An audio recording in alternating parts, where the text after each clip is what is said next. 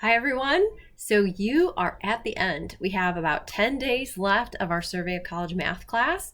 This week at the beginning, we're wrapping up probability with one last homework assignment due and then our test, and then an opportunity for extra credit due on Wednesday.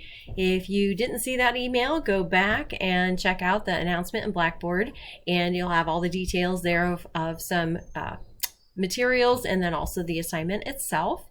And then after that, the focus is let's get ready for that final exam. Just as with the midterm, you get a review assignment that's required, that's part of your grade, that's also comprehensive. So if it's not on that review, it's not going to be on the final exam. So don't get all nervous about what's it's going to be like. I'm giving you an idea of the concepts I can ask you on the test and giving you a chance to review and practice those ahead of time so that you can walk into the test with confidence. Another thing is, just like with the midterm, you will get a formula sheet and you will get the opportunity to bring in a 3x5 note card. So as you're going through the review, if you're finding you kind of always get hung up on this one thing, put a note down about that so that you've got that, and that'll take some of the stress off for the exam.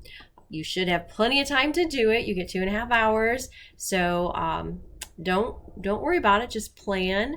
Start working early and studying for it, and I think you'll do great.